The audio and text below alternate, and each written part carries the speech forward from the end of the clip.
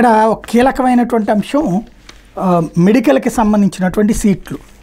మనకి ఏడాదికి 5 మెడికల్ కళాశాలలు చొప్పున క్రిందటి ఏడాది 5 వచ్చినాయి, కొత్తగా ఈ ఏడాది 5 వస్తుంటే 150 సీట్లు రావాలి, కానీ అన్ని రాలేదు. దాంట్లో మళ్ళీ ఈడబ్ల్యూఎస్ కోటా కింద వివాదం వచ్చింది. దీని మీద సాక్షి ఒక కీలకమైన కథనాన్ని హైలైట్ చేసింది. ప్రభుత్వ మెడికల్ కాలేజీలను ప్రైవేట్ పరం చేయడమే ఏకైక లక్ష్యంగా వ్యవహరిస్తుంది కూటమి సర్కార్. కొత్త కళాశాలకు అనుమతులు రాబట్టకుండా పేద విద్యార్థులకు తీరం ద్రోహం తలపెట్టింది. గత ప్రభుత్వం శ్రీకారం చుట్టిన 17 కొత్త ప్రభుత్వ వైద్య కళాశాలను పీపీపీ విధానంలో ప్రైవేట్ కట్టబెట్టేందుకు చంద్రబాబు సిద్ధమైన విషయం తెలిసింది. ఈ క్రమంలో విద్యా సంవత్సరంలో ప్రారంభం కావాల్సిన 5 కొత్త ప్రభుత్వ వైద్య కళాశాలకు అనుమతుల మీద తీవ్ర నిర్లక్ష్యంగా వ్యవహరించారు.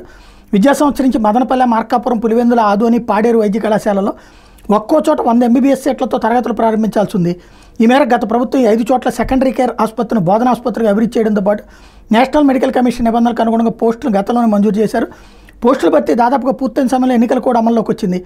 మొదటి ఏడాది MBBS విద్యార్థుల అకాడమిక్ కార్యకలాపాల కోసం lecture hall, lab, hostels, canteen నిర్మాణం లాంటి పనులన్నీ దాదాపుగా పూర్తయినాయి. ఈ నేపథ్యంలో గత జూన్ 24 NMC బృందాలు 5 కళాశాలలో తనిఖీలు నిర్వహించాయి. మదనపల్లిలో 12%, పాడేరు, మార్కాపురం, పులివెందుల, ఆదోనిలో కొంతమేర ఫ్యాకల్టీ ఇతర వనరులు కల్పించాల్సి ఉన్నందున అనుమతులు నిరాకరిస్తున్న జూలై 6న కాలేజీలకు సమాచారం ఇచ్చింది. అయితే వనరుల కల్పనకు ఎటువంటి చర్యలు తీసుకోకుండా నాంచిన కూటమి సర్కార్ చివరి నిమిషంలో మొక్కుబడిగా అప్పీల్కి వెళ్ళింది. కొత్త వైద్య కళాశాలలకు అనుమతుల మీద అప్పీల్ చేసిన నేపథ్యంలో పులివెందుల కళాశాలలో NMC వర్చువల్ ఇన్స్పెక్షన్ నిర్వహించింది. అయితే తాము జూన్ 24న ఇన్స్పెక్షన్ చేసినప్పటి పరిస్థితులు ఇంకా ఉన్నాయని, అంతకుమించి పెద్దగా పురోగతి లేదని NMC ప్రతినిధులు గుర్తించినట్టు తెలిసింది.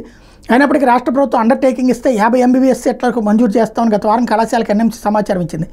అండర్టేకింగ్ అంటే కళాశాలలో తరగతుల నిర్వహణ, అకాడమిక్ కార్యకలాపాలకు అవసరమైన వస్తువులన్నింటినీ ప్రభుత్వం సమకూరుస్తుందని గ్యారంటీ ఇవ్వడం.